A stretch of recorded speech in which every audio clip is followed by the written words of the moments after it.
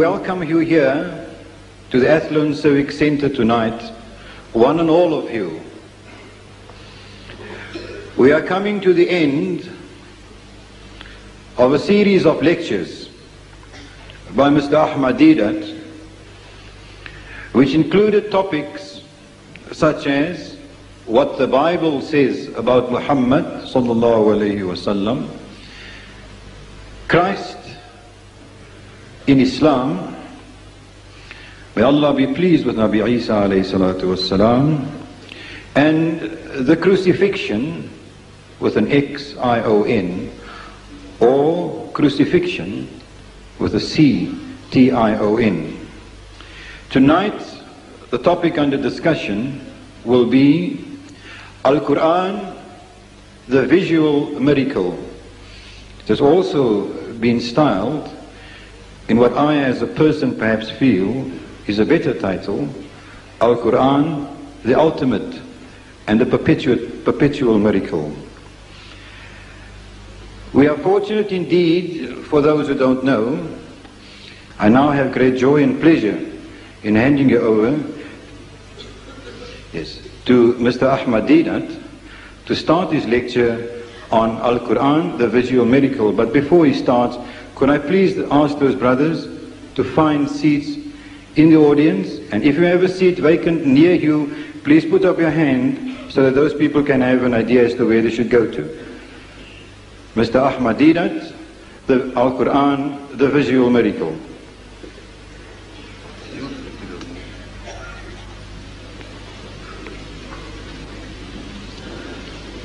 أعوذ بالله من الشيطان الرجيم بسم الله الرحمن الرحيم وقالوا لولا أنزل عليه آيات من ربه قل إنما الآيات عند الله وإنما أنا نذير مبين أولم يكفهم أنا أنزلنا عليك الكتاب يتلى عليهم إن في ذلك لرحمة وذكرى لقوم يؤمنون صدق الله العظيم. Mr. Chairman, brothers and sisters, by now I'm sure you got used to the Holy Quran, the volumes that you have been buying, because up to now I think since we started our series, about 1,000 Qurans have been taken by our brethren and our sisters, and I've been suggesting to you how to get the maximum benefit from this translation, that if you are told, as I'm going to tell you now, that the verses I have quoted are from Surah Ankabut. Ankabut. Ankabut means spider, but you will not find it under S, spider, you will find it under Ankabut, under A. In the index at the back of this volume, you will find under A, Ankabut, and it will tell you that it is chapter 29, surah number 29. And the verses I read to you were verses number 50 and 51. In it, Allah Bari Ta'ala, He says, وَقَالُوا, and they say, who? The unbelievers. They say, the atheists, the skeptics, the mushriks, they say, لَوْلَا أُنزِلَ عَلَيْهِ آيَاتٌ مِّن رَبِّهِ. So why is not a sign, a miracle sent down to him, to the Holy Prophet Muhammad sallallahu alaihi wasallam from his Lord? Like what they wanted to see, the Holy Prophet putting up a ladder into heaven, walking up and bringing a book down. That is what they wanted. They're asking him, he said, look at that Mount Uhud. Why don't you make it into gold? Why don't you make water to gush out in the desert? Allah Bari Ta'ala reminds us in the Holy Quran that they had asked Hazrat Musa alayhi salam more impossible things than what they're asking our Nabi. They were asking his own people, the Bani Israel, the Jews, were asking Hazrat Musa alayhi salam that we want to see God face to face. Bring Allah down, we want to see Him face to face. So Allah says, look, this is nothing. What they are asking you is nothing compared to what they were asking Musa alayhi salam. Hazrat Isa alayhi salam, Jesus Christ, he was also given endless trouble by his people. On Saturday night we were dealing with one of those requests made by the Jews. Said, Master, we would have a sign of thee. We want you to show us a miracle. And despite all his miracles, they didn't hearken to his message. They didn't respond. All the miracles, giving life to the dead, healing the blind and the lepers, turning water into wine, killing 2,000 pigs, drying up a fig tree from its very roots, stilling the storm. All these things had no effect upon the people. This is what happens. When you come down to the level of the materialist, the atheist, the agnostic, the skeptic, he is going to discount it. Some reason or other he's going to find fault with it. It's a sickness with man. When he's asking for miracles, no miracles can satisfy him. No miracles. Because it is a sickness. So Allah says, Qul, tell them, Innamal ayatu indallah. Most certainly the ayahs, the signs, miracles are in the hands of my Lord. Listen to his humble, sweet approach. He says, signs, miracles are in Allah's hands. When Jesus Christ was asked for miracles, he said that an evil and adulterous generation seeketh after a sign, and there shall no sign be given unto it. A wicked and adulterous generation. That's how he addressed the people who made those requests. He was provoked. He was shaken up. The Holy Prophet Muhammad is made to say, Qul innamal ayatu indallah. Says, most certainly signs, miracles are in the hands of my Lord. Innama ana nazir mubin. I am only a clear-cut warner. This is my job, is to deliver the message to you as it is given to me. That's my job, not to entertain you. Avalam yakfihim. Allah is asking, is this not enough for you? Is this not enough for them? Anna anzalna alayka al-kitaba. That we have revealed to you the book. You, O Muhammad, a person who doesn't know how to read or write. An ummi. Allah Bari Ta'ala says, is this not enough for them? That we have revealed to you, O Muhammad, the book. Look at this book. Who brought it? A man who didn't know how to read or write. The volume. This is an encyclopedia. We knew this is given by Allah Bari Ta'ala. But the enemy says Muhammad wrote the book. He wrote the book. Says, all right, on the human level, you see, you have the Christian Bible. Here, the Roman Catholic Bible got 73 books. More than 40 different authors. More than 40 different authors went to write this one book. Here is the Protestant Bible. 66 books. More than 40 different persons went to write this book. Here is one man, an illiterate man, and he brings such a book as this. And it puts to shame all the learning of the philosophers, of the theologians, puts to shame. One man, if he did the job, he didn't do it. This is Allah's kalam. But even if he did it, as he puts to shame all the authors of any other religious scripture. One man. And dealing with all subjects under the earth. Every problem you have, he gives you an answer for them. Every problem. Allah says, is this not enough for them? That you are the person who is bringing this book. Anna anzalna alayka al-kitaba. Yutla alayhim, which you recite to them, rehearse to them. Inna fi dhalika la rahmatun wa zikra. And in these are signs. Is a mercy and a reminder. In this is a mercy, in the Quran is a mercy and a reminder. لِقَوْمِ يُؤْمِنُونَ. For a people who have faith, people who have iman, for them there is a sign. But for the blind, for the sick, people like Abu Jahl, nothing, no proof. No proof is good enough. You can bring the moon down, you can bring the sun down, it will not satisfy them. Our Nabi Kareem Sallallahu Alaihi Wasallam says, he's made to say, I do not say to you that in my hands are the treasures of God, nor do I say to you, verily I am an angel. Only what is revealed to me do I follow. And he's commanded in the Holy Quran to say, Qul, tell them, Innama ana basharum mithlukum. So most certainly I'm a man like yourself. Yuha ilayya, but the revelation of God has come to me. Innamallahu ilahun wahid, that your Allah is one Allah.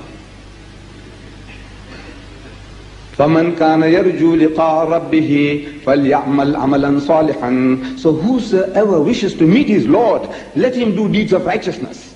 Let him do goodness, good work. وَلَا يُشْرِكْ بِعِبَادَةِ رَبِّهِ أَحَدًا. And in the worship of his Lord, admit no one as partner. I'm a man like you. The only difference between me and you is this, that Allah has revealed his messages to me, which I'm conveying them to you. This is the only distinction he claims. He is not God. He is not the Son of God. He is a man like you. He is a prophet of God. He is inspired by God. Now, the lecture tonight, Al-Quran, a visual miracle, is not only an answer to the curiosity mongers, but it is also a proof to some of our brethren who might be weak in the Iman, weak in the faith, to strengthen their Iman.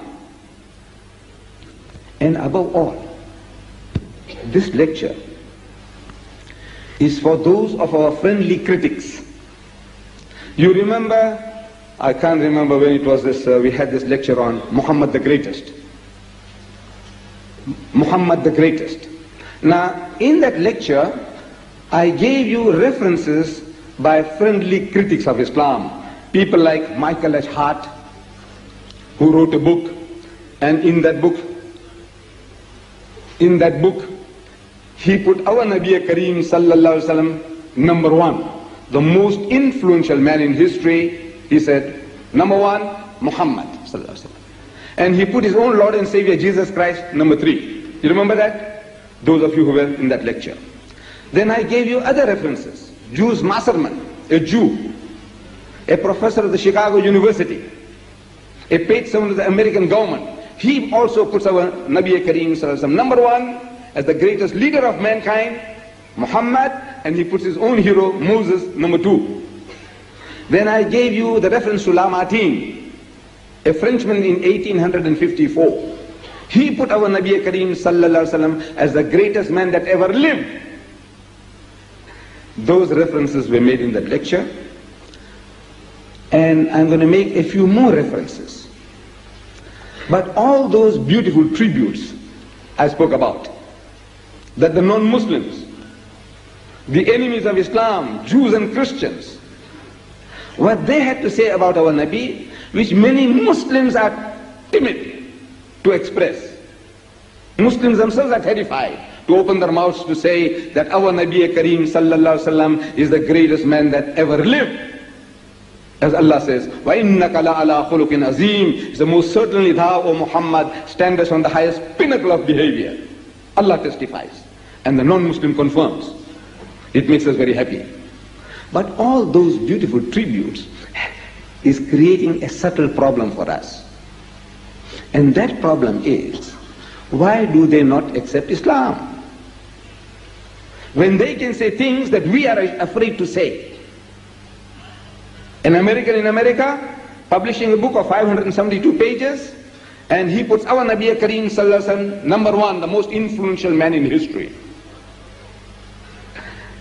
This man, Jules Masserman, is number one, the greatest leader of all times, Muhammad. And on and on. Why do these people not accept Islam? Now I was thinking that perhaps these people were hypocrites, munafiqs. And you know, in the Holy Quran, Allah describes the destination of the hypocrite, the munafiq. So, إِنَّ الْمُنَافِقِينَ فِي الدَّرَكِ الْأَسْفَلِ مِنَ النَّارِ. So most certainly the munafiq, the hypocrite, will be in the deepest depth of Jahannam, hellfire. The hypocrite, deepest depth. Not the adulterer, not the gambler, but the hypocrite, deepest depth of Jahannam. Now is this the destiny of these people who are going out of their way to promote, to proclaim the greatness of our Prophet sallallahu alaihi wasallam? Is this the destiny? This is what I was thinking, worried about. Now we learn that look, they have a certain sickness. These great men, these beautiful tributes that they pay, but at the back of the mind there is a sickness, which on the face of it you can't see. But when you go deep down into that thinking, you discover the sickness. Michael H. Hart. Coming to Michael H. Hart, I read his beautiful tribute, his testimony. Why he chose our Nabi to be number one. Why? And while explaining his reasons, he says, now here you'll find the sickness. I want you to discover the sickness. The sickness is here. He says, moreover, he is the author of the Muslim holy scriptures, the Quran. Moreover, he is the author of the Muslim holy scriptures, the Quran. A collection of certain of Muhammad's insights. I think it's about time that you, brethren, stop your cross chat, otherwise you better switch off your machines, because you are distracting everybody else, please. Says, moreover, he is the author of the Muslim holy scriptures, the Quran, a collection of certain of Muhammad's insights, which he believed had been directly revealed to him by Allah. You see the sickness? The sickness is, this is a collection of, he is the author. Who is the author? He, Muhammad sallallahu alaihi wasallam. He is the author of the Muslim holy scriptures, the Quran, a collection of certain of Muhammad's insights. This is not revelation as far as is concerned. Allah didn't reveal it. These are Muhammad's great thinking. So as such, he said, look, we take off our hat to the man. The man was great. A man who can create a nation, an empire, and a religion, who can write a book and guide millions of people, 1,000 million at the present moment, are living and dying by this word of God. He's a great man. But these are Muhammad's cleverness. He's a very clever man. See, it's Muhammad's insights. This is what he thought. He is the author. So if Muhammad is the author, why must we follow him? We give him credit. If he's great, we say he's great. He's superior to Jesus. The Jew says he's superior to Moses. But why must we follow him? Muhammad is very clever. That is the sickness. Reverend Bosworth Smith, a Christian missionary, he wrote a book called Muhammad and Mohammedanism. Of course, these are wrong terms. We haven't got the time to go into the details about Mohammedanism. For some other time. He says in his book, that book I named, illiterate himself, scarcely able to read or write, he was yet the author of a book. He was yet the author of a book, which is a poem, a code of laws, a book of common prayers, and a Bible all in one. What a tribute this Christian missionary is paying this Holy Quran, which is a poem, a code of laws, a book of common prayers, and a Bible all in one. And is reverenced to this day by a sixth of the whole human race as a miracle of purity, of style, of wisdom, and of truth. It is the one miracle claimed by Muhammad. His standing miracle, he called it, and a miracle indeed it is. Miracle indeed it is. Why doesn't he accept Islam? Did you see the sickness? So he was yet the author of a book. See, at the back of the mind, Muhammad wrote the book. So I said, look, we give him credit. It's fantastic, this book. Poem, code of laws, book of common prayers, what they use in the churches, like that. It serves that purpose as well. And a Bible, all in one book. And it's a miracle. It's a miracle. He's the only miracle Muhammad claimed. He performed many miracles. We can go into details. We haven't got the time for that. But this is the only miracle he kept on claiming. Again and again he said, look at the book. Look at the book. As the miracle you're looking for, look at the book. And he says, a miracle indeed it is. Why is he not accepting Islam? Because Muhammad wrote the book. See the sickness? Thomas Carlyle, he pays a tribute to our Nabi Kareem sallallahu alaihi wasallam. He says, the word of such a man is a voice direct from nature's own heart. Men do and must listen to that as to nothing else. All else is wind in comparison. Rubbish compared to what this man is talking. All else is wind, hot air, compared to what this man is talking. Why doesn't he accept Islam? He said, again, the same thing, that he is the author of a book. Can you see the sickness? So at the back of their minds, Muhammad wrote the book. Muhammad wrote the book. So if he wrote the book, he said, well, we take off our hat to the man. But it's not necessary for us to accept his religion. We give him due credit. Now this sickness is nothing new. This sickness existed in the time of our Nabi Kareem sallallahu alaihi wasallam. And we find this sickness described in Surah Al-Muddassir, chapter 74,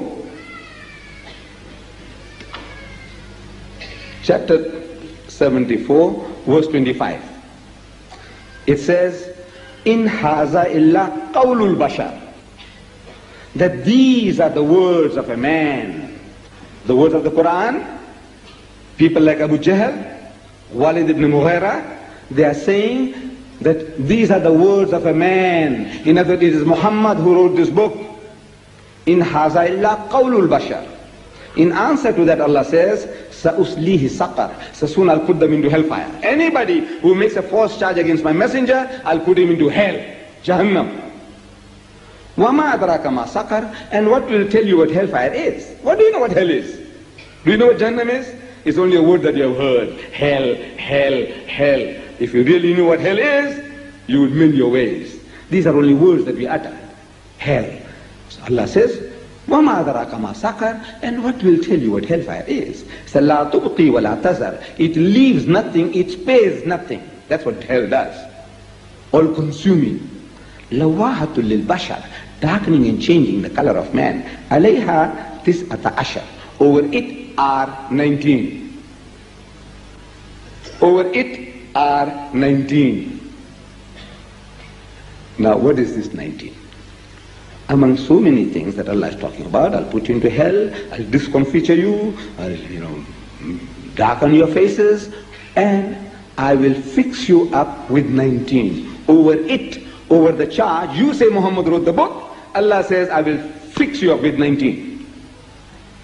And it's such a simple sentence in Arabic. Anybody who knows Arabic will tell you. Alayha means over it are, tis'ata, 9, ashar, 10. 9, 10, 19. Simple, very simple. So when our little children want to know, say, Daddy, what is this 19? It's such a simple sentence. How are you going to explain? So you say, well, maybe my son, he's talking about hellfire. Maybe hell has got 19 gates, and the 19 gates have got 19 gatekeepers. So 19 angels of hell. This was the standard explanation for 700 years after the revelation. Maybe these are the angels of hell. 19 angels, 19 gates, 19 gatekeepers, angels. For the first time, the great Imam Fakhruddin Razi, a commentator of the Holy Quran, he says, no, these are not angels, but these are faculties. And he got his cue from these Quranic verses, Alam naj'al lahu aynayni. Say, have we not given you a pair of eyes, walisanum, and a tongue, washafatayni, and a pair of lips, wahadaynahun najdayn, and have shown you the two broad highways. Allah is going to question us on the day of judgment, that I gave you eyes to see. Couldn't you see what happened to the people who flouted the laws of God? What happened to Noah and his people? What happened to Lot and his people? What happened to Hitler's Germany? What happened to Mikado's Japan? What happened to Mussolini's Italy and Botha's South Africa? Couldn't you see? Couldn't you learn a lesson? Were you blind? He's going to ask you. He gave you mouth and lips to ask people. Couldn't you ask people for guidance? He gave you ears. Couldn't you hear? So he gives us the 5 physical senses and their intellectual counterparts and other psychological factors, and he gives us a list of 19, and he says, Wallahu alam bis-sawab. In the end, Allah knows best. This is what I think, that it means this, not angels, but this. In our own time, Maulana Ashraf Ali Thanvi, he's passed away, he is recognized as a mujaddid on the Indo-Pakistan subcontinent. Darul Ulum Deoband, he is the father of it. Darul Ulum Jalalabad, he is the father of it. Maulana Ashraf Ali Thanvi. In his commentary he says that these are not angels, these are not faculties, these are fundamentals. What's that? He said the 5 pillars of Islam, the 7 articles of faith, and the major commandments: thou shalt not kill, thou shalt not steal, thou shalt not do shirk, thou shalt not commit adultery, and he gives us a list of 19. So Allah will confront you with all this, fix you up with all this. And he also ends his beautiful tafsir by saying, Wallahu a'lam bis-sawab. In the end, Allah knows best. Now, what are we to decide? I am telling you, my brethren, today, that the answer to this alayha tisata ashar is very simple. It needs no interpretation. These are all tafsirs. I say it needs no tafsir. The answer is in the mouth of your little ones, your child, your son or daughter, going to school, standard 2. Ask your son or your daughter, what is 19? And your child will tell you, Daddy, it's 10 plus 9. Am I right? What is 19? 10 plus 9. I said, that's the answer. You got it. You need no interpretation, no explanation is required. 19 means 19. But how can anybody fix up anybody with 19? Because this will fix you up with 19. How can he fix you up with 19? I said, very easy once you see it. While we didn't see it, we have to conjecture other guesses, somehow justify simple sentence like, over it are 19. So, now once we see it, I say, so easy, and it's visual. You will be able to see it visually with your eyes, unless you are blind. If you are blind, you have to ask somebody whether this guy, what he's showing you on the screen, whether it is real or whether he's imagining things. He's taking it out of his head, or are you able to prove it to yourself? With your eyes, visual, with your own eyes. You will see this miracle. And what's a miracle? The simplest definition of a miracle is an impossibility. A man is dead. You know he can't come back to life. And there comes a man, Ahmed Deedat, is a Qum bismillah, and the guy wakes up. Apart from the miracle, right? Impossible. It was certified dead. I said, come up, and the guy got up by Allah's will. But if the man was dead for 4 days, perhaps drinking his grave, as we read in the Christian Bible, Jesus did to Lazarus. That's a greater miracle. You agree? If the man died spot dead and certified dead by some of the doctors, we have Dr. Mahatte here, he certified is dead, take him away to the mortuary, but before they take him away, I make the man to wake up. So he said, that is great. You know, he's performed a miracle. But if the man was dead and stinking for 4 days, and then Jesus comes along and says, Qum bi-iznillah, and if he wakes up, it's a greater miracle. You agree? See, the impossibility is increasing now. And after 1,000 years, the bones have rotted in the grave, and if the man is brought back to life, greater miracle, greater impossibility. So the greater the impossibility, the higher the miracle. Simple.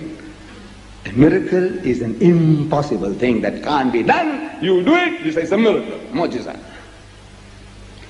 So now, when this verse was revealed, alayha tis'ata ashar, over it are 19. According to tradition, the Archangel Gabriel, Jibreel alayhi salam, he pauses. He doesn't complete the surah. We have knowledge about the Shan and Nuzul, when the Quran is revealed, what happened, what not. So according to that history, as soon as he said, alayha tis'ata ashar, he pauses there. And now he starts completing the balance of the first revelation. Instead of completing that surah, he starts completing the balance of the first revelation. And the first revelation was, it was in the cave of Hira, Jabal al-Nur, the mountain of light, 27th of the month of Ramadan, that the Archangel Jibreel comes to our Nabi Kareem sallallahu alaihi wasallam and commands him in his mother tongue, Iqra, read or proclaim or recite. And he says, Ma ana biqari, I'm not learned. So the angel commands him a second time, Iqra, read. He says, Ma ana biqari. Third time, the angel presses him hard and he says, Iqra bismi rabbika alladhi khalaq. So read in the name of thy Lord and Cherisher who created. So our Nabi says, Iqra bismi rabbika alladhi khalaq. So خَلَقَ الْإِنسَانَ مِنْ أَلَقٍ. He says, created man out of a mere clot of congealed blood. So he says, خَلَقَ الْإِنسَانَ مِنْ أَلَقٍ. So اقرأ وربك الأكرم. So read, and the Lord is most bountiful. So he said, اقرأ وربك الأكرم. So الذي علم بالقلم. So he who taught the use of the pen. So he said, الذي علم بالقلم. So علم الإنسان ما لم يعلم. So taught man that which he knew not. So he said, علم الإنسان ما لم يعلم. These were the first 5 verses given to him. The history of that you will find in a little booklet called What the Bible Says About Muhammad. Available to you absolutely free from the Islamic Propagation Center. If you haven't got it, write for it and get it. Now, as Now this was the first revelation, first wahi. When this verse, is the fourth revelation, was alayha tisat ashar. So instead of completing that, now our Nabi is given 14 more verses to that. Watch. He was given 5 at first. He's given 14 more. How many does that make? 19. So we are asking the atheist, the skeptic, our friendly critic, how did that happen? So look, he just said over it are 19, and he completes a chapter with 19 verses. How did that happen? So he will tell you it's a coincidence. You know, coincidence, it just happened. The first day I did my lecture, I find Akhi there. I go to my second lecture and I find him there again. Third one, I find him again. Every lecture he's there, first man in the first front row. So I'm asking him, Akhi, what is happening? Are you following me or am I following you? He said, no, it just happened, it's a coincidence.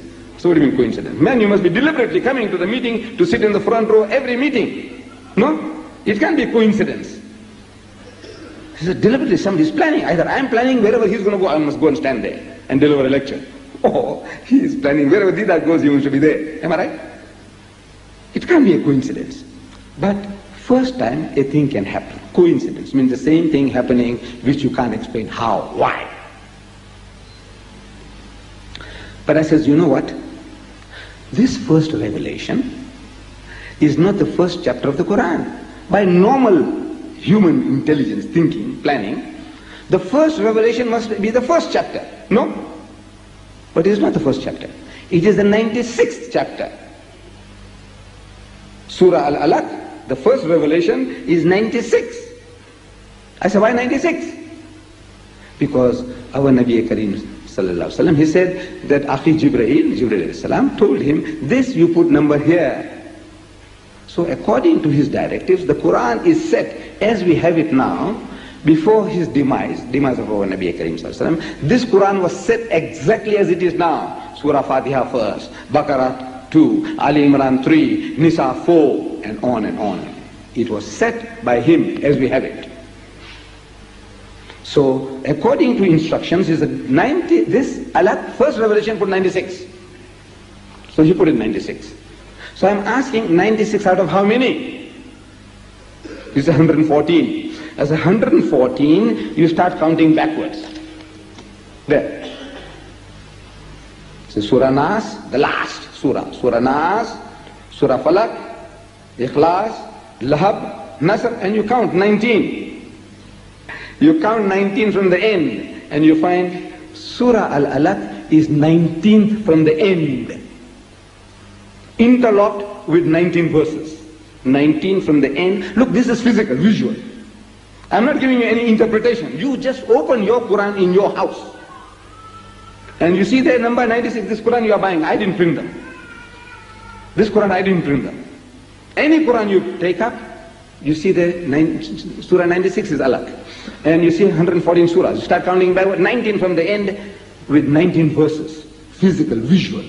I'm asking, how did that happen? So he says, it's a coincidence. Again, I say, it's a coincidence. Again. I says, you know, that first 5 verses in Arabic, there are 19 words. The first revelation, look, this is visual. Something you can see with your own eyes unless you are blind. If you are blind, ask somebody who's got eyes to see. 19 words.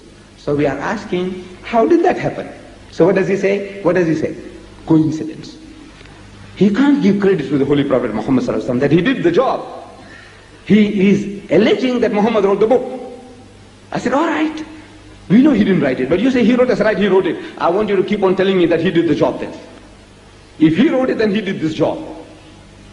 Because if you say he did it, by the time I finish off with you, you will have to admit that this man Muhammad must be the Almighty God of this universe. He is the omnipotent, omniscient being. He is God. When he says, قُلْ إِنَّمَا أَنَا بَشَرٌ مِثْلُكُمْ, he said, I'm only a man like you. But if he did this job, what I'm going to show you now, visually what you see, if he did it, you'll have to start worshipping him. And he says, don't worship me, worship God. So the only way out for the skeptic, the unbeliever, the enemy, is to say it's a coincidence. And you watch how he bleats like a goat. Coincidence, coincidence, coincidence. Watch. I says, you know, those 19 words are 76 letters in Arabic.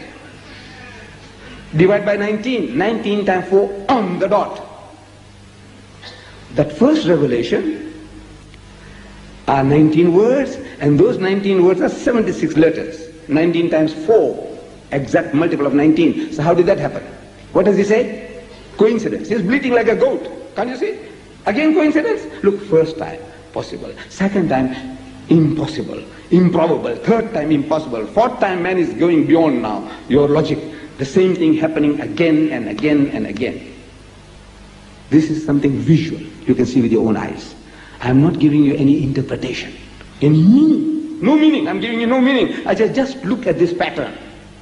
Can any man or group of human beings go and write a book like this based on this pattern? And he told you, I'll fix you up with 19. Is Muhammad fixing you up with 19? No. There's somebody else. Allah subhanahu wa ta'ala. But watch. I said, all right, discount them all. So far, we have had 4 or 5. Discount them. Forget them. We've got so many more behind us. So I said, you know, for anybody to write a book, you can't start scribbling for 23 years. Because that's what happened. From the age of 40 to 63, 40, at the age of 40, the first revelation comes, and for the next 23 years, that means he must be scribbling for 23 years. And at the end of 23 years, you think you're going to rehash into a book. You can't. You know, when you write a book or a booklet, like the ones I do, look, these little things here. Al-Quran, the ultimate miracle. I'm sorry they are run out. We have got very few. By May, inshallah, you'll get them. The subject of this evening's talk. Al-Quran, the ultimate miracle.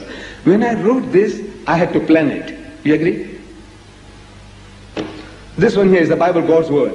I had to plan it. Wallah, I'm not lying to you. I had to plan it. This, what is his name? I had to plan it. What the Bible says about Muhammad and all the books listed at the back, I have to plan each and every one before writing. You can't start scribbling, and at the end of it you go and give to the printer and say, right, print a book. You have to plan it. So if Muhammad sallallahu alaihi wasallam, if he wrote this book, the Quran, he must have planned it. Logical, reasonable, yes. And the guy will agree with you. The enemy will agree, yes, he must have planned it. So I said, look, he says to himself, so to say, means he didn't really do that. But for the sake of talking, reasoning, arguing, debating, I said, he said to himself, so to say, that I'm going to write a very large book. And this book will take me 23 years. But I'll have to divide this book of mine into chapters, surahs, for easy reference and study by my followers. So he decided upon 114 chapters. That's what it is in the Quran, in your Quran at home. Count them, 114. So I'm asking, why did he decide on 114? Why not 113? Why not 115? Why 114? Do you know why? Because 114 is an exact multiple of 19. 19 times 6 on the dot. If you don't know how to count, if you don't know how to multiply, get a small calculator. Count it. 19 times 6 on the dot. I'm asking, how did that happen? So what does he say? Coincidence. Again? He said, yes, again. I said, you know, if the Holy Prophet Muhammad sallallahu alaihi wasallam, if he wrote the book, he said to himself, so to say, please don't misunderstand me. I don't know, I'm trying to speak as simple as English that I know how. And you have an advantage with me because I didn't go to a university, so I speak very simple language. I don't use those bombastic 2-yard words. You can see that. Simple words. As so to say, as if he said it. He says to himself that my book will be a unique book. No book has ever been written before, nor will one be written in the future, a book based on mathematics and based on the number 19. I said, why 19? Is 19 an easy number to work with? No, it's one of the most difficult numbers to work with. 19 is a prime number in mathematics. It has no denominators. You can only divide by itself or 19. By 1 or by 19. Unlike his sister number 18, you can divide by 2, by 3, by 6, by 9. Other sister number 20, you can divide by 2, by 4, by 5, by 10. 19 is indivisible. To multiply by or divide by. So he goes and chooses number 19. Imagine. Giving himself homework, hard work. So he says to himself, you know, my book, the very first sentence of my book must have 19 letters. The very first sentence of my book must have 19 letters. Because you want to fix you up with 19 now. Now how can you get a book to start with a sentence with 19 letters? The only method known to man is what is called by trial and error, experimentation. You see, when I came across this discovery, I said, now let me try to see if I can write my little booklets to start with 19 letters. And the first sentence that came into my head, I know you're going to laugh, but it can't be helped. The first sentence that came into my head was, the quick brown fox jumps over the lazy dog. You know why? Because I was learning to type at one stage. You know what they call touch typing? Both the fingers. And this sentence, the quick brown fox jumps over the lazy dog, has got all the letters of the alphabet. So you know, the quick brown fox jumps over the lazy dog, the quick brown fox. So I'm getting practice. Every finger knows where the letters are. You know, it develops a sense. So you do what you call touch typing. I was doing that. I did many things in my life, many things. So that sentence, because I did so many times, but now when you say the quick brown fox jumps over the lazy dog, you can't imagine how many letters there are. Can you? You can't. You have to physically count them. So I counted them. 32. It's too far out. Too far out. Too far out. The next sentence that came into my mind, honesty is the best policy. Don't you think it's a beautiful sentence to start a book? Honesty is the best policy. How many letters? You can't imagine. You have to count. It's 21, out by 2. And they say a miss is as good as a mile. This is missed by 2. I said, you try. In your life, perhaps you'll never come across a sentence with 19 letters to start your book. But my hero, if he did the job, my hero, he did it. First sentence of the Quran. Bismillahir Rahmanir Rahim. You count it in the Quran, in your Quran at home. Bismillahir Rahmanir Rahim. I have brought it down. Be, Sin, Mim, Alif, Lam, Lam, He. How many? How many? 19. I'm asking, how did that happen? Coincidence. I want your help. Don't be afraid. I want you to keep on saying coincidence. And watch the author, what he does to you. You won't get hurt, but you'll enjoy it. I want a little cooperation from you all. You know, the tenseness must go out of you all. At the moment I can see the tenseness is still there. Could we have some cooperation from the gents, or let me say the gentlemen in the audience? We have quite a few ladies standing. Please offer your seats. Our mothers and our sisters and our daughters, please have mercy on them. And reverence the wombs that bore you. Reverence the wombs that bore you, yes. Please, I know it's hard. It's something that can't be helped. Some brethren, if you want to come on the stage, you can come on the stage. You know, you can come on the stage, you can sit here too, you are welcome.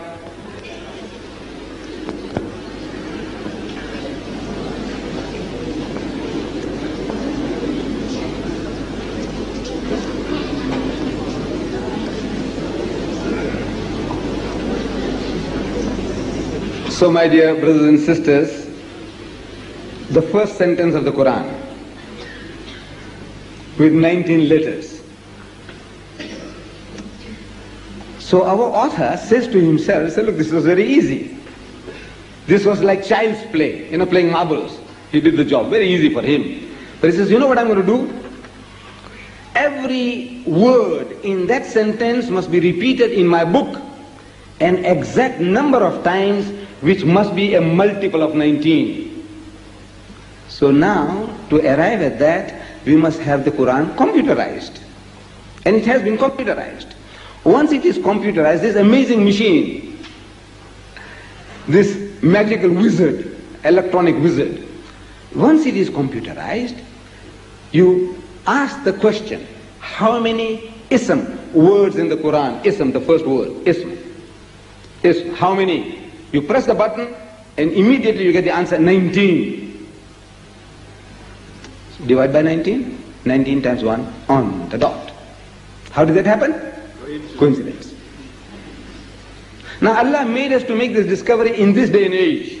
When you have the computers, you have the calculators at your disposal. Because when you tell the people, primitive man, the man who was uneducated, he said, look man, there are 19 times the word ism in the Quran, and he will go through, wading through 2,000 pages. Ism. Ism. Ism. Then he's done it. He's fagged out. Now, when he's going to do the next one? The next word is Allah. Allah. You ask the computer, how many Allah words in the Quran? Comes the answer 2,698. Get your calculators out. Divide by 19. It's 19 times 142 on the dot. How did that happen? Coincidence. I said, imagine an illiterate man, a man who doesn't know how to read or write. He's got no paper and no pencil. And he's keeping count of every Allah word in the Quran for 23 years. The busiest man in history. The mushriks gave him no peace. The munafiqs gave him no peace. The Jews gave him no peace. The Christians gave him no peace.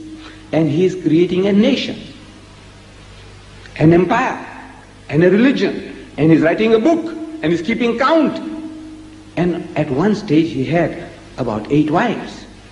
Can you tell me that Muhammad did the job? If you tell me that he had a computer hidden away in the sand, and he was going in computerizing everything and coming back and feeding the people with it, I am prepared to believe you. But if you tell me Muhammad did the job, I say, I'm sorry. I don't know. If you want to believe, you may. But I can't believe that this man, a man like you and me, flesh and blood, he did this job. Keeping count, leave out everything else. Only every Allah word in the Quran for 23 years in his head. And calculating and seeing that it's exact, it's exact, it's exact. Exact multiple of 19. 19 times 142. Next word. Ar-Rahman. Ask the computer how many Ar-Rahman words in the Quran. Comes the answer 57. Divide by 19. It's a 19 times 3 on the dot. How did that happen? Coincidence. Now we are not counting the Bismillahs. Only the first Bismillah is counted, and in the internally. Because our learned men say that the other Bismillahs are like introduction of a blessings, they have been put there. They were not revealed every time. So in case somebody says, look, there are 114 surahs and 113 of them got Bismillah. Say, look, wait. We are saying the first Bismillah, Bismillahir Rahmanir Rahim, Alhamdulillahi Rabbil Alameen, the first Bismillah is counted. And the others are internally, altogether, 57 Ar-Rahmans in the Quran. How did that happen? Coincidence. The next word, Ar-Rahim. Ask the computer how many Ar-Rahim words in the Quran. Comes the answer, 114. Divide by 19. 19 times 6 on the dot. So how did that happen? Coincidence. Keep at it. Keep at it. Watch what happens. There are 114 Ar-Rahims, as if divided one each for every surah. Exact. 114 surahs, 114 Ar-Rahims. How did that happen? Coincidence. I says, you know, there are 114 surahs. You can establish it anytime. In any Quran, every Quran. So 114 surahs must have 114 seals. You know, the stamp, rubber stamp from his authority, that this is my book, this is my book. You know, like an official document, summons, or affidavit, or anything. You need an official stamp on it. So the official stamp is Bismillahir Rahmanir Rahim, whether written in a straight line or whether written in a monogram form, anyhow. It must have 114 surahs, must have 114 rubber stamps. Coming from Allah, coming from Allah, coming from Allah. If that happened, 114 surahs had 114 Bismillahs, what would he say? Why did it happen? How did it happen? He says it's a coincidence. So now, he said, you look at Surah 9, look at it. He says, well, but what about Surah 9? He said, well, what about Surah 9? I said, well, look at it. So we look at Surah 9, that's Surah Tawbah. There's no Bismillah. In every Quran in the world, there's no Bismillah. Can you believe such a thing? Look, it's a beautiful formula. Starting in the name of Allah, most gracious, most merciful. In the name, every surah begins, Bismillahir Rahmanir Rahim, Alhamdulillahi Rabbil Alameen. Bismillahir Rahmanir Rahim, Qul a'udhu bi Rabbin Nas. Bismillahir Rahmanir Rahim, Qul a'udhu bi Rabbil Falaq. Bismillahir Rahmanir Rahim, Qul huwa Allah. Bismillahir Rahmanir Rahim, Tabbat Yada. Every chapter of the Quran begins with this most beautiful formula. But for some mysterious reason, Surah Tawbah hasn't got it. Hasn't got it. Any Quran in the world. You go to China, you get a Quran, it's not there. You go to Nigeria, you find a Quran, it's not there. Every Quran in the world is minus Bismillah in Surah 9. Now is that a coincidence? Is that a coincidence? No. Can you see now? You're saying coincidence, coincidence, coincidence. It's breaking your sickness. Yes, look, is this a coincidence? He says, no, it's deliberately done. How did it happen? So our learned men will give us an explanation. He says Surah Tawbah, Tawbah means repentance, is an ultimatum. Allah Bari Ta'ala gives to the mushriks. They had broken a treaty. They had entered into a treaty with the Muslims and unilaterally they broke the treaty, like Smith had done the UDI. The mushriks did the same 1400 years ago. The UDI.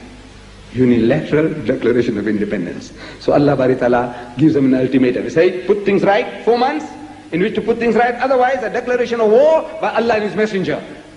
And by the time he reaches verse 3, he says, وَبَشِّرِ الَّذِينَ كَفَرُوا بِعَذَابٍ أَلِيمٍ, and he proclaimed to the unbeliever a grievous penalty. Now when you talk like that, now we can see Bismillah is uncalled for.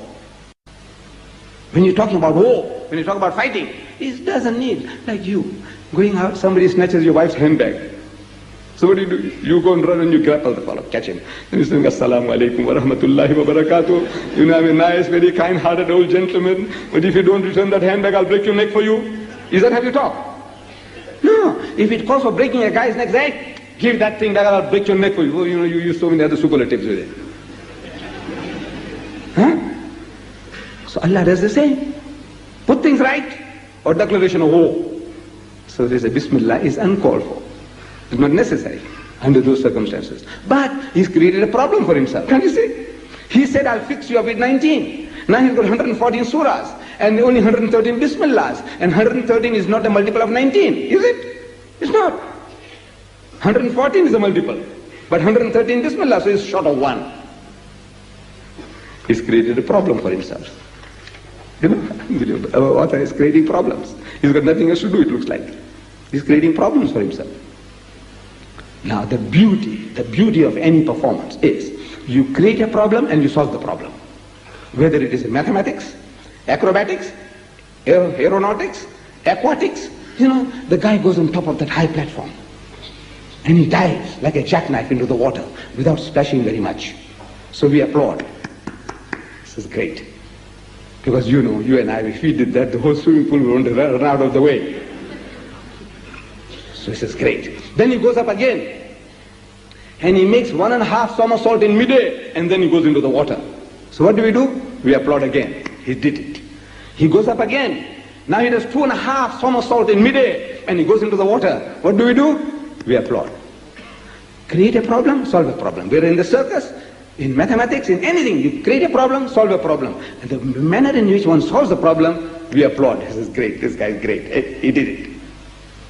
So our author, he created a problem. 114 surahs and 113 bismillahs. And 113 is not a multiple of 19. So what does he do? He said, right, very easy, very easy. Look what he does. Surah Tawbah hasn't got it. So count. Tawbah, next one. Yunus, Hud, Yusuf, Rad, Ibrahim. These are the names of the surahs. Count 19 and you'll find the missing one. You count 19 from Tawbah and you'll find the missing one. How? Not slipshod. Not slipshod. You see, 19 from Surah Tawbah is Surah Namal. That's Surah number 27. It begins, Bismillahir Rahmanir Rahim. Tasin. Tilka ayatul Qur'ani wa kitabim mubin. Bismillah is there. But you know, he could have put Bismillahir Rahmanir Rahim, Bismillahir Rahmanir Rahim, Tasin. Couldn't he have done that? Would we have questioned him? Why did you do that? Look, it's his business. He said, Tawbah, I don't want it.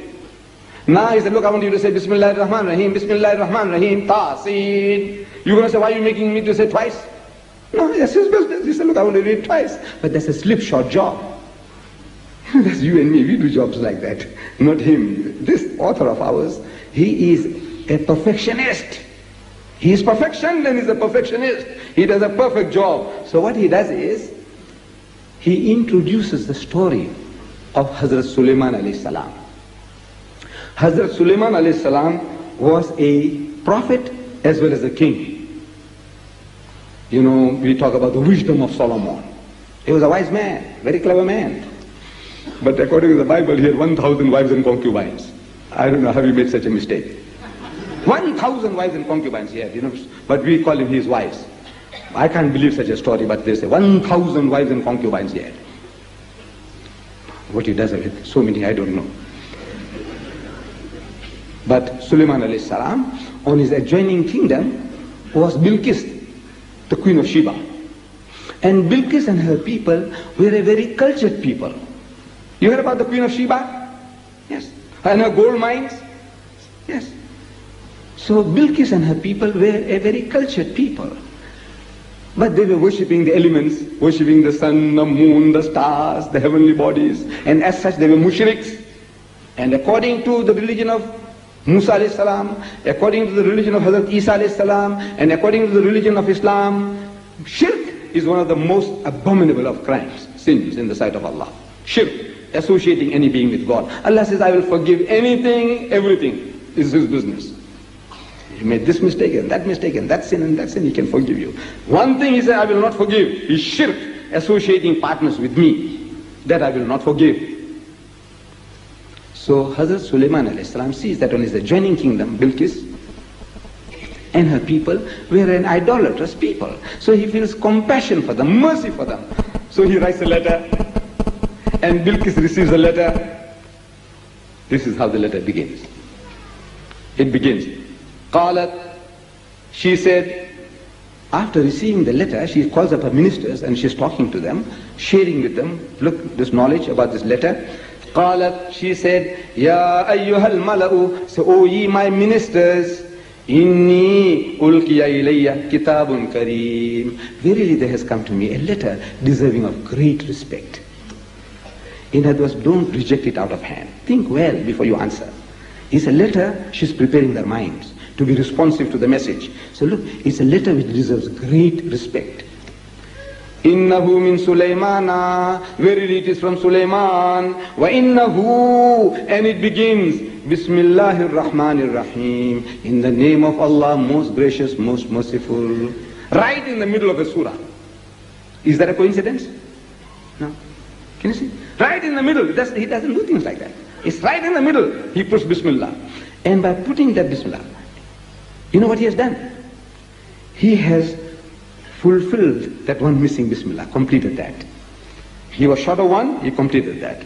Without this Bismillah, he would have been short of one Ism word of the Quran. Without this Bismillah, one Allah word of the Quran he would have been short of. One Ar-Rahman word of the Quran he would have been short of. One Ar-Rahim word of the Quran he would have been short of. All that he did with one sentence.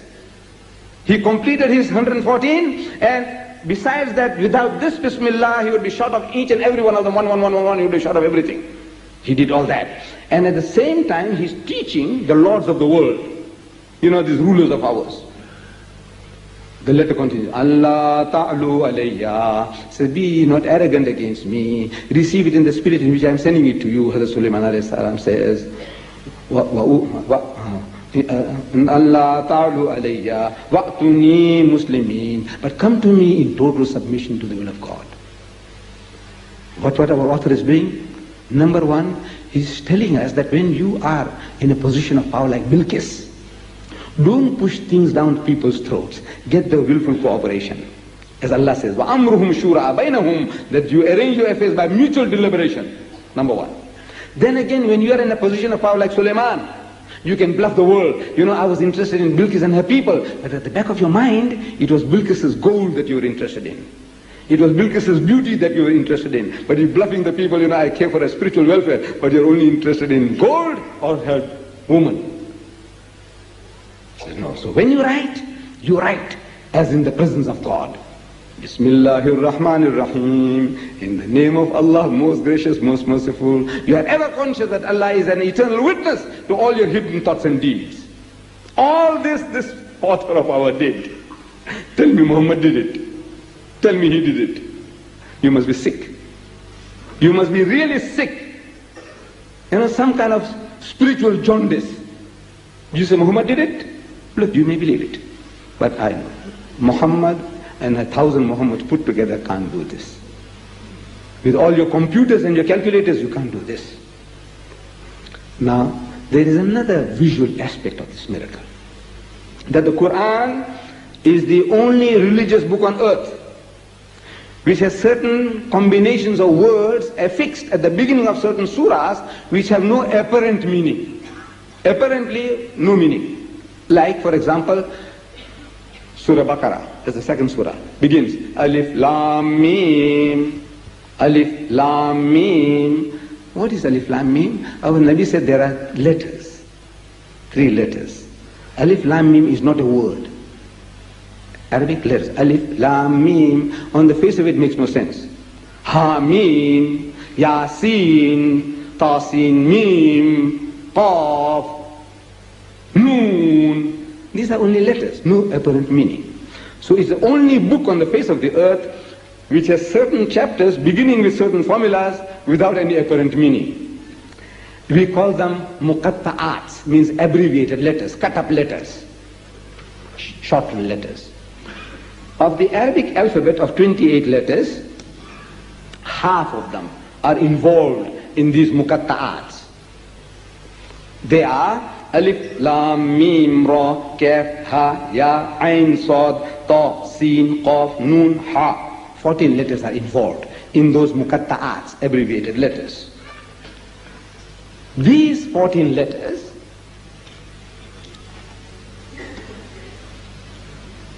they go to form 14 different formulas, like this. Alif Lam Mim, Ha Mim, Alif Lam Ra, Alif Lam Mim Ra, Ta Sin Mim, Yasin, Kaf Ha Ya Ain Sad, Alif Lam Mim Sad, Sad, Qaf, Ha Mim Ain Sin Qaf, Noon, Taha. 14 letters go to form 14 different formulas. These 14 formulas, they occur in 29 surahs. We don't want to go through all of them. I don't want to waste too much of your time. They occur in 29 surahs, 29 chapters. Now, a quick summary of what I said. There are 14 letters involved in the muqatta'ats. They occur 14 times, in 14 different combinations, and they occur in 29 surahs. Add 14 plus 14 plus 29. How many? 57. Divide by 19. 19 times 3 on the dot. How did it happen? Coincidence. Watch. I says, you know, when I stumbled across this, I felt that the fittest people I should share this with would be the Huffaz, Hafiz al-Quran. Because like this I'm talking to you, I say Surah al-Muddassir, it's hard for you to remember. Surah al-Namal, hard for you to remember. Am I right? It's hard for you to remember. You know, I said, maybe I'm thrilling you, but the Hafiz will remember. Surah Al-Alaq, he knows, he remembers what I'm talking about. So I said, look, the first person I must share this with must be the Huffaz, the Hafiz al-Quran. So I started catching up, one by one, the elder Hafiz in Durban. So I tell them, Hafizab. Hafizab means respected Hafiz in my language, you see. I says, you know, I have stumbled across one of the mightiest miracles in creation. So I said, yes. He was very skeptical, thinking something has gone wrong. You know, especially when when we reach age, you know, we have a saying in our language, Sati and Buddhi Nati. Means when you are around 60, your senses depart. So he says, he said, yes. I said, yes. I said, you know what it is? He says, no. I said, it's the Quran. So, oh, that I know. I said, no, not like that. Your father told you, your Maulvi Sahib, your Sheikh, Imam told you. Not like that. I want you to see, feel, touch, and verify yourself. And to do that, I said, I want you to do a little bit of homework. When you say about homework, the Hafiz, she was tremors. A little bit of a homework. So what homework? I says, you know Surah Qaf? He said, yes. I says, chapter 50 of the Holy Quran. He said, yes, I know. So I said, look, I want you to count the number of Qafs in Surah Qaf. But I said, do it like this. I said, what my fingers? Bismillahirrahmanirrahim. Qaf wal Quran al-Majid. بل أجيبوا أن جاءهم منذر منهم فقال الكافرون هذا شيء عجيب إذا متنا وكنا ترابا ذلك رجع بعيد قد علمنا ما تنقص الأرض. So every time the Qaf occurs, I'm putting up my fingers. Not when it's Kaf. Big difference between Kaf and Qaf. Some of our fools, who are teaching our children, they don't know the difference between a Qaf and a Kaf. They say, Quran, the Quran speaks. And Quran, Jesus in the Quran. Have you heard that before? Quran. That's sick. They teach our children, Quran. What Quran? Allah saying, Qaf wal Quran al-Majid. Qaf wal Quran al-Majid. It's the Qaf. بل أجيبوا أن جاءهم منذر منهم فقال الكافرون هذا شيء عجيب إذا متنا وكنا ترابا ذلك رجع بعيد قد علمنا ما تنقص الأرض منهم وعندنا كتاب حفيظ بل كذبوا بالحق لما جاءهم فهم في أمر مريج. So how many? It's a 6. I said, look, we are only 1/10 of the way. I want you to finish that Quran, that surah, and come back to me and tell me how many qafs in Surah Qaf. You know what? Nobody ever comes back. Nobody ever comes back. We are a dead people on the right road. We are a dead people. The kafir is alive on the wrong road. We are dead as doornails nailed down. We even haven't got a healthy curiosity. Nobody ever comes back. And I want to know whether you're going to do the job. Go home and it won't take you 5 minutes. Wallah, this Surah Qaf won't take you 5 minutes to count the number of cows in Surah Qaf. But now these non-Muslim brothers of ours, how will they do the job? This visual miracle is so unique. They don't have to know Arabic to see this, unless spiritually they are blind. Physical blindness, you have to ask somebody else. But spiritually blind, you can't see. But otherwise, I said, you don't have to know Arabic anymore to witness to this miracle, this visual miracle. You don't have to know Arabic. Everything else we are telling, it says, when the Quran is beautifully chanted, you heard our Hafiz reading. Even we who don't understand Arabic, it makes tears to roll down our cheeks. I've seen it happen to non-Muslims. They move, they vibrate. A.J. Arbery, an Englishman, he wrote a translation of the Holy Quran. He died a Christian. A.J. Arbery. He says, whenever I hear the Quran chanted, beautifully read, it is as though I'm listening to music. Underneath the flowing melody, there is sounding all the time the insistent beat of a drum. It is like the beating of my heart. It moves, vibrates you, whether you understand it or you don't understand it. So this is Allah's kalam. But the unbeliever, he says, no, I can't see it, I don't feel it. And it's possible he doesn't feel it. He's immunized himself against it. It's quite all right. Now, I say, you blind ones, see. Physically you can see this, and you don't have to know Arabic anymore. I say, Surah Qaf, chapter 50, it begins with Qaf. And what is the essential characteristic of a Qaf? Look, there it is. Qaf is a head with 2 dots. Can you see it? It's a head with 2 dots. Whether it's a solid head with 2 dots or whether it's a hollow head with 2 dots. Look, hollow head or solid head. Look for how many heads with 2 dots. That's all. Can't you see that? Look, that's all. You don't have to know Arabic. Look for a head with 2 dots. Whether it's a hollow head or a solid head. It won't take you 5 minutes. And you Muslims, you must also do the same. Because then it strengthens your iman. You see it with your own eyes and you count it yourself. And then when you're counting, you find how difficult it is. For a man, an ummi, a person who doesn't know how to read or write, he's got no paper and no pencil, for him to do this job. When you're just counting, you might make a mistake and you have to count again to get your 57. Count them. There are 57. I said divide by 19. This is 19 times 3 on the dot. How did that happen? Coincidence. There is another surah. Surah 42. It begins. Ha, Mim, Ain, Sin, Qaf. Ha, Mim, Ain, Sin, Qaf. What it means is, count the Ha's and the Meems and the Ains and the Sins and the Qafs, pull them together, divide by 19, exact multiple of 19.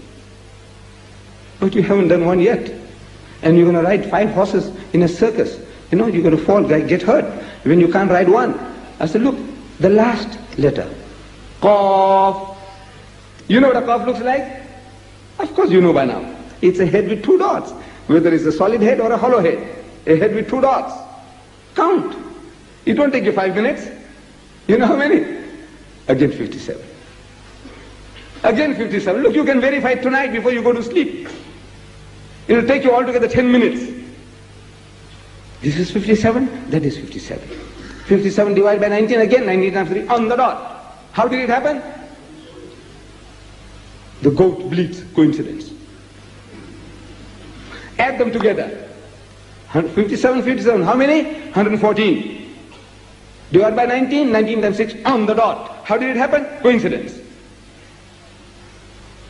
This is 114 surahs. The author is telling you that each and every surah says Qaf wal Quran al Majid. It says Qaf by the glorious Quran, as if telling you A is for apple, it's Qaf, Qaf is for Quran.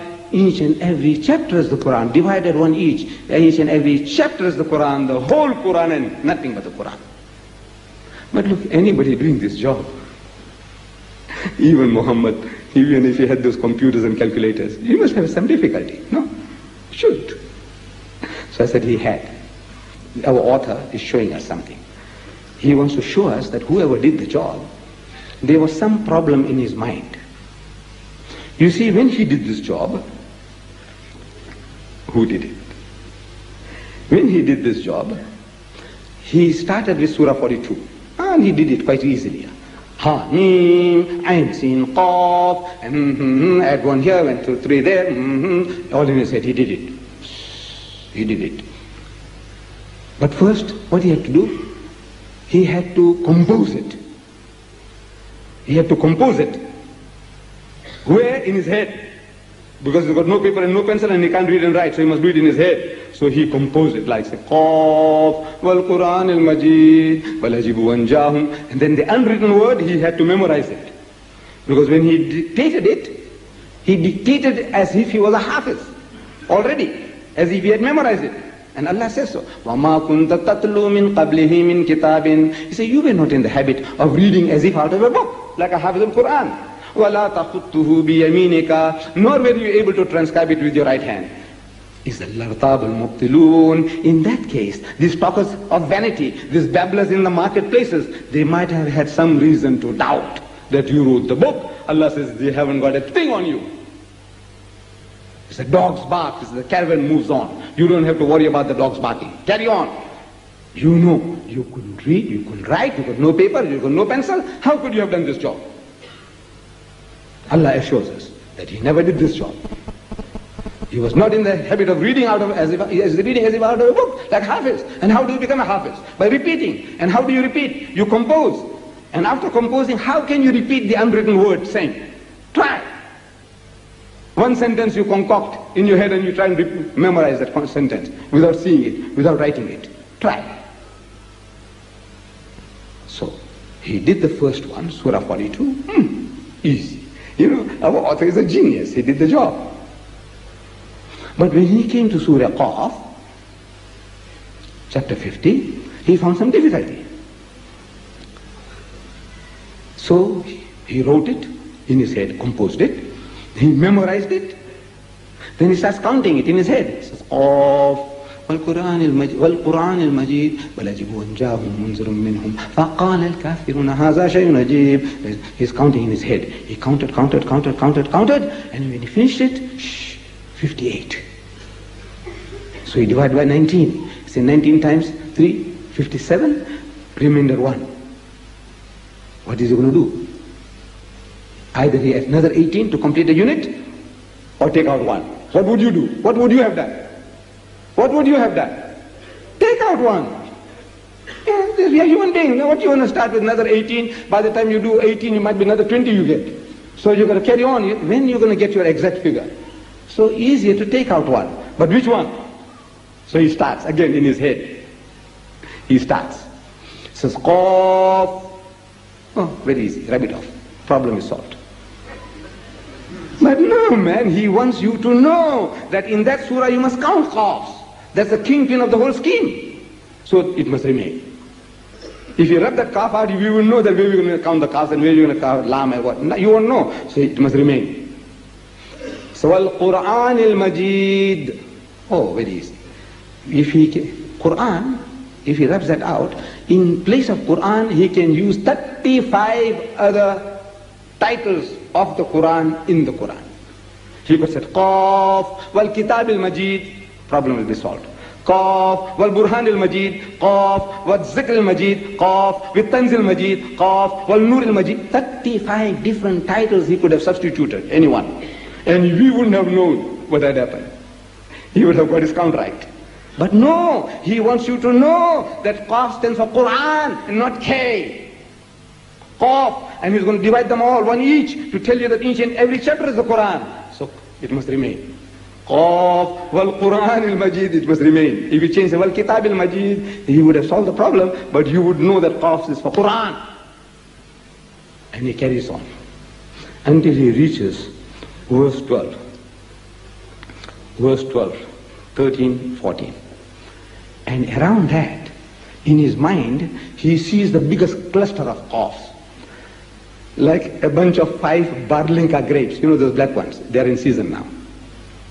So in his mind he sees those Qaf, Qaf, Qaf, Qaf, 5. He says, man, shh, I must get rid of one of these, because otherwise man, there's no end to this. You are now a human being, you must get tired. So let's eliminate one. Which one? But now the problem arises, you ask me, say, look, Mr. Deedat, you mean to say the Quran is changed? I says, no. But you said there were 58 Qafs? I said, yes. Where? I said, in the mind of the author. So you know his mind? I says, no. He knows mine, he knows our minds, but we don't know his. We don't know his mind. We don't know what he's thinking, what he's planning, we don't know. Then how do you know that there were 58 there in the mind of the author? I said, he gives us a clue.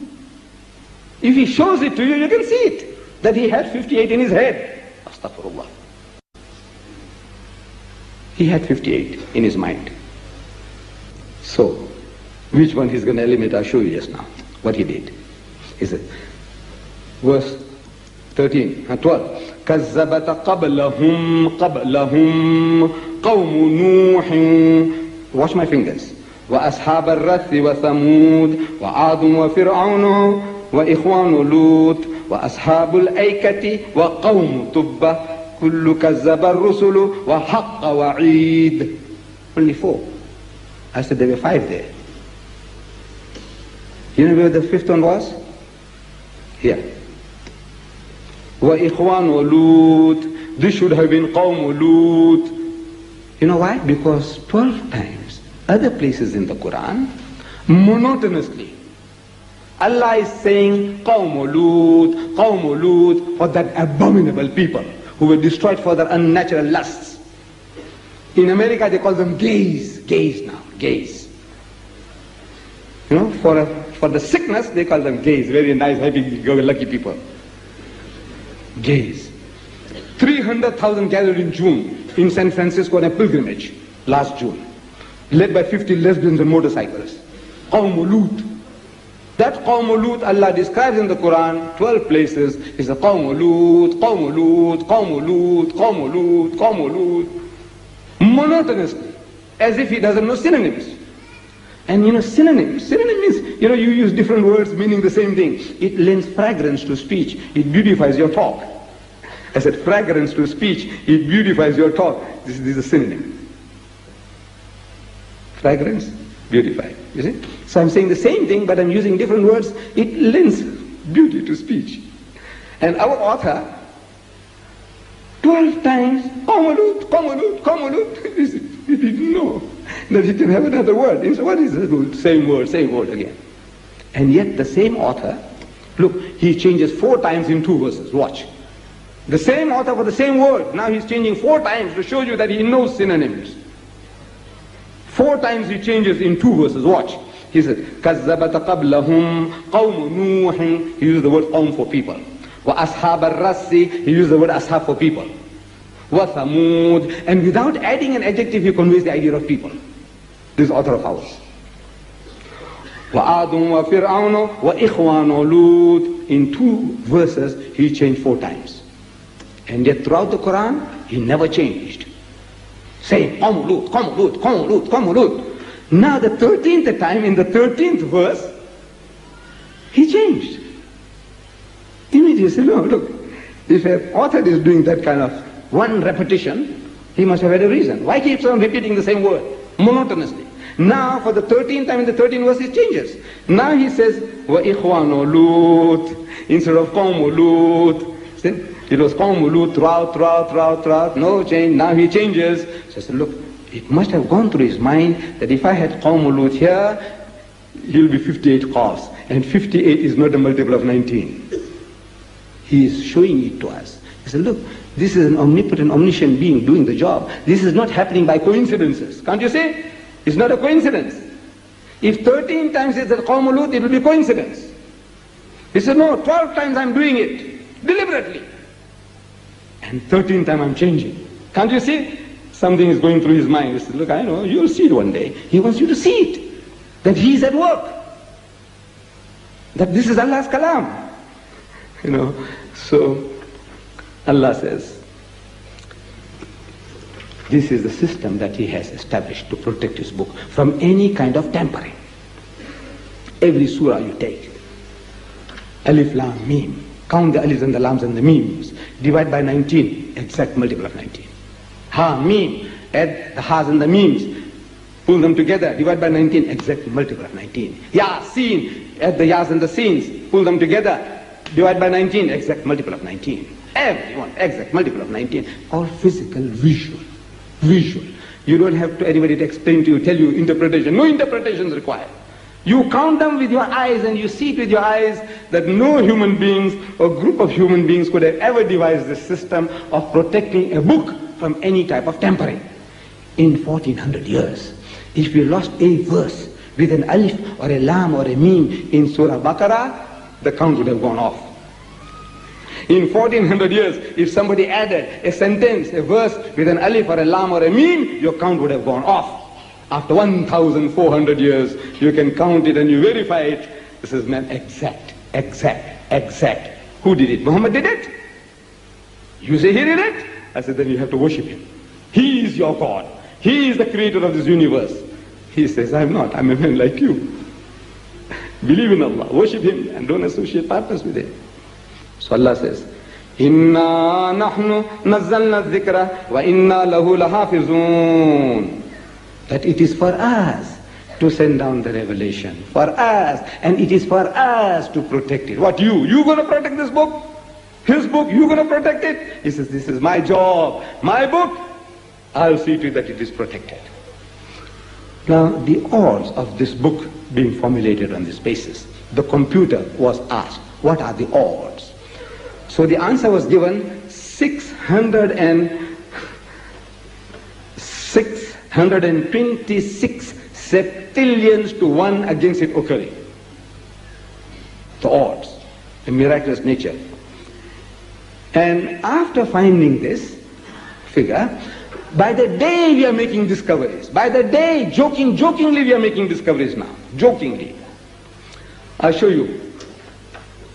Now we find out in the Quran, the number of times numbers are spoken of in the Quran. Like Ahad. Ahad means 1. It's a number. Ithnain means 2. Number. Thalasa means 3. Number. The number of times numbers are mentioned in the Quran are 285 times. Divide by 19. You say 19 times 6 on the dot. The number of times numbers are mentioned in the Quran is a multiple of 19. Now those numbers, add them up. You add the numbers, it comes to 174,591. The value of those numbers. You add them together, it comes to 174,591. Divide by 19. It's 19 times 9,189 on the dot. Now you eliminate the repetition. And what you are left with, you add that remaining numbers. It comes to 162,146. Divide by 19. It's 19 times 8,534 on the dot. Who's doing this? Muhammad doing it?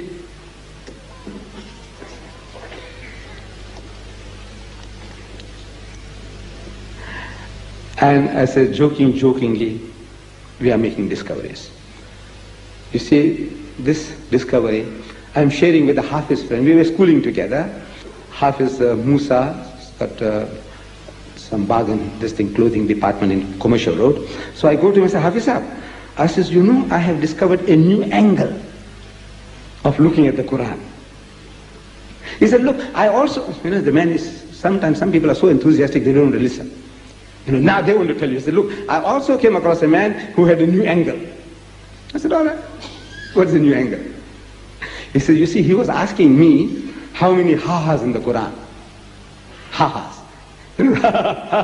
How many ha-has in the Quran? Some sacrilegious, like you're making a joke. How many ha-has in the Quran? So he said, no, what he was talking about was, he said, the surah was Shams. وَالشَّمْسِ وَضُحَاهَا وَالْقَمَرِ إِذَا تَلَاهَا وَنَفْسٍ وَمَا سَوَّاهَا قَدْ أَفْلَهَا. So he's reading, he's Hafiz al-Quran, you see, I'm not. The man is reading and I'm doing like that, counting. Ha, ha, ha, ha, ha, ha, ha. When he finished, I said, Hafiz, how many? He says, no, I said 19. Jokingly. I read a book by Dr. Ahmed Sakar. He calls it Islamic Orations. Khutbahs, lectures, sermons. Islamic Orations by Dr. Ahmed Sakar from America. In that book of his, he didn't know what he's writing. He's just writing whatever he found. So he says here, he says the number of times months are mentioned in the Quran 19 times. The number of times year is mentioned in the Quran 19 times. But he didn't know that he was helping us in our research. He's just saying, that 19 times the month is used, 19 times so and so used, but he doesn't know about 19. So I said, look at it. There is endless research you can do. And you can verify, satisfy. He said, this is not the work of man. And Allah challenges. He challenges. He says, قُلْ, tell them, لَإِنِ اجْتَمَعَتِ الْإِنسُ وَالْجِنُّ عَلَىٰ أَنْ يَأْتُوا بِمِثْلِ هَذَا الْقُرْآنِ لا يعطون بمثله ولو كان بعضهم لبعض ظهيرا. So قل, tell them, لئن اجتمعت الإنس والجن, that if the whole of mankind and jinns, spirits, computers, your wizards, your electric wizards, get them together to formulate the right, compose a book like the Quran. So لا يعطون بمثله, so you'll never be able to produce the like thereof. وَلَوْ كَانَ بَعْضُهُمْ لِبَعْضٍ زَهِيرًا. Even if you backed up each other with help and support, you'll never be able to produce the like of this book. This is, my dear brothers and sisters, Mr. Chairman, for us, that each and every word in the Quran, now I realized after seeing this, that each and every word was perfectly chosen, chiseled, placed and counted. It was chosen. There is no excuse. You see, there was in the mind skepticism. He said, maybe, if Allah said like this, he's terrifying people with hellfire, and the psychologist says it's not good psychology. The psychologist is not good psychology. I say, the psychology is mad. That guy Sprock in America, he made millions writing books on child psychology. Now, after 20 years of making millions, now he said he was wrong. His psychology was at the pole. After 20 years, he's made more than 20 million writing books on child psychology. Now he said, he knows he was wrong. In the meantime, he made his millions. So when Allah tells you something in the Quran, you know it is coming from an omnipotent, omniscient being. Every word is perfectly chosen, chiseled, placed and counted. And this is the book we have. There is not another group on earth that can produce a book that for 14 centuries it has remained so pure without the change of a dot. Now it is our duty, my dear brothers and sisters, that we take up this book, come into first-hand contact with Allah's kalam. Let Allah speak to us, because He's speaking to us through His book. And share it with people. Mend our lives and mend the lives of our environment. Change the environment. Because if you don't do that, the punishment is there. You see, this is law. The law comes into force. So, وَإِن تَتَوَلَّوْا يَسْتَبْدِلْ قَوْمًا خَيْرَكُمْ. So if you will not fulfill your duties and obligations, O Muslims, يَسْتَبْدِلْ قَوْمًا خَيْرَكُمْ. We will substitute in your place another people. ثُمَّ لَا يَكُونُ أَمْثَالَكُمْ. Then they will not be like you. May Allah Bari Ta'ala, not take this honor and the privilege out of our hands, and may we become worthy to deliver His message to the rest of mankind and mend our lives. Wa akhiru da'wana alhamdulillahi rabbil alameen. MashaAllah. As Muslims, we do not applaud to something like that. We say, MashaAllah, Alhamdulillah, Allahu Akbar.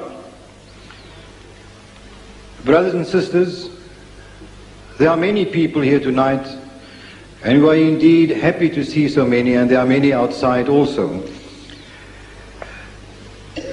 Because we might leave the hall immediately afterwards, let me just remind you that translations of the Quran will be on sale outside at the price of 10 rands for 2. The video cassettes on the series will be available soon at 25 rand a cassette.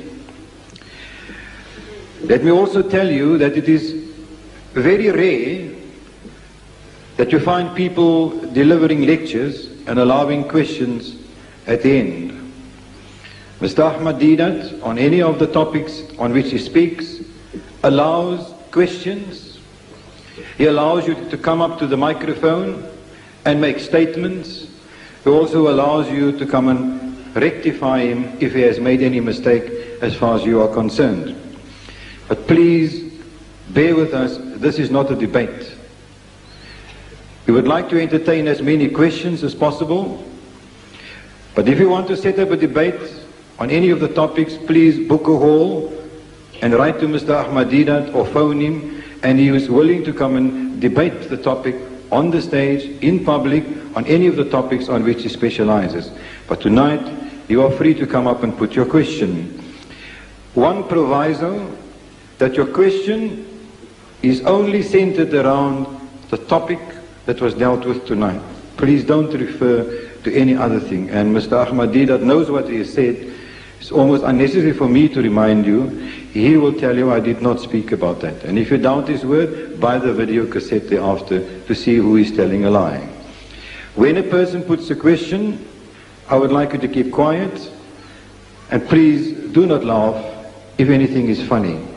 And I would like to add my bit, just to strengthen the fact that this book, which is such a wonder, this book which is the living miracle of Muhammad sallallahu alayhi wasallam, asks to be read. And I sincerely trust and believe that we will read it with understanding. If there's any brother or person or sister who would like to put a question, is free to come up to the microphone in front here.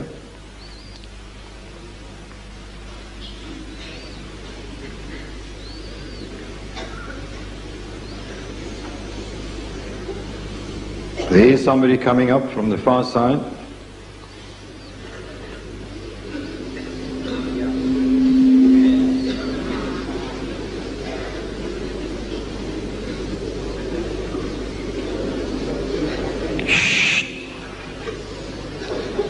Good evening, ladies and gentlemen. Good evening. Evening, sirs. Mr. Ahmed Deedat, you understand the word miracle and what it means, cause I heard you too.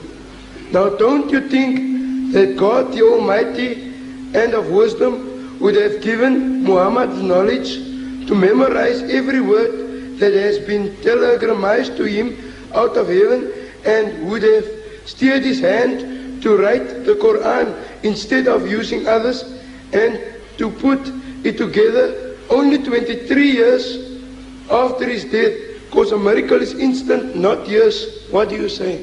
Thank you. Thank you. What I say is that, you see, the funny thing happened that Jesus Christ, the veritable Son of God according to the Christians, leave out writing anything, not a word of he ever wrote a word. In his lifetime not a word was written. And the things that are written now are written by people who were not even his disciples, like Mark and Luke, were not even one of the 12. So whatever you are trying to insinuate about the Prophet of Islam is more fitting that criticism on Jesus Christ and the Gospels than on the Quran. Next question, please. Do I understand that? If there are any other people who would like to put the question, please come up now. Time is going. Please come up now and queue up here behind John. Yes. And if you're not in the queue now, I'll have to stop anybody else from coming up. Good evening, Bhaisar. Into the microphone, please. I just want to, do I correctly understand that one cannot, it's unlikely, most unlikely to have a sentence made with 19 letters? Do I understand it correctly or not? So I think you didn't hear correctly. Right, you see what I said, that perhaps, if you remember the words, I said perhaps my words also were perfectly chosen, chiseled and counted. I said perhaps in your lifetime you will not come across a sentence with 19 letters to start your book. That's my exact words. Next question, please. Truth and love will win. Love is patient, is kind. Do not lay up treasures. Beware false prophets. There is deceit in lies.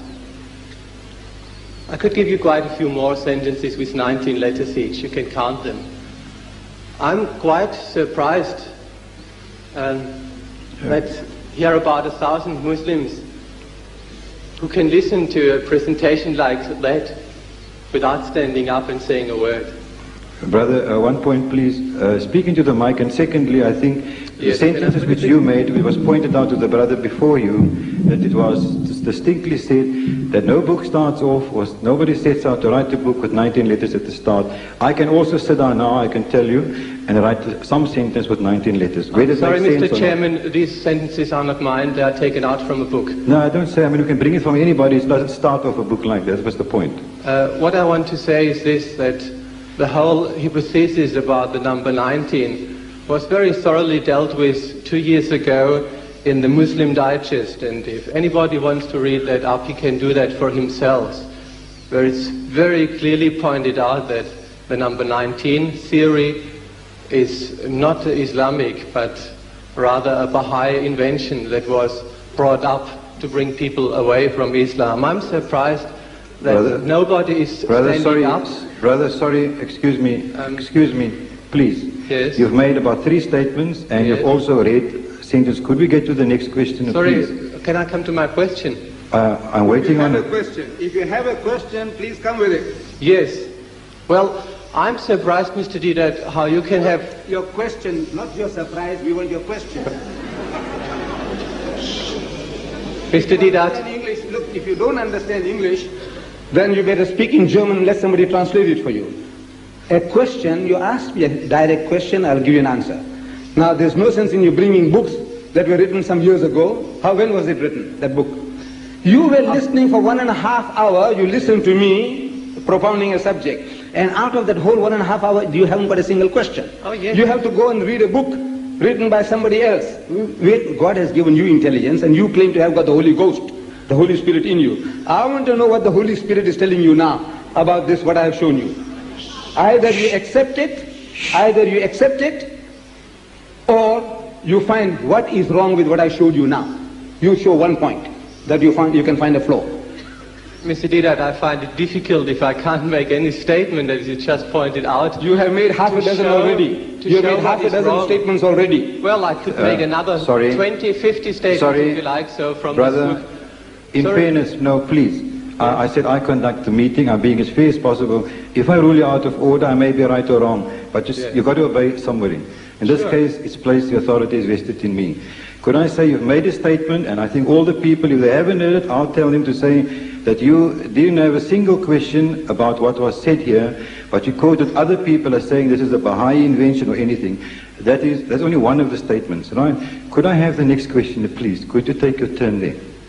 Please. Can I give my question? No. Could you please go there? We were given you ample time. No.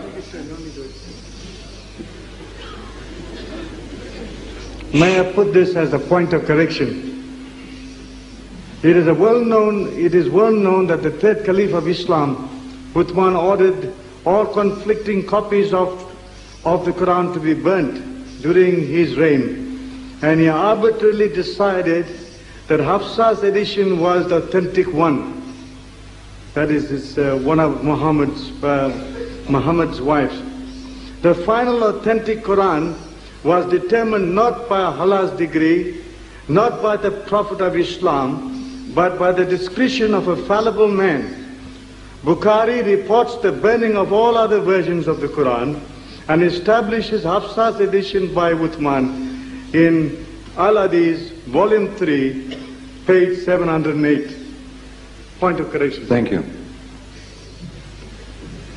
Can you see, my dear brothers and sisters, it's a sickness.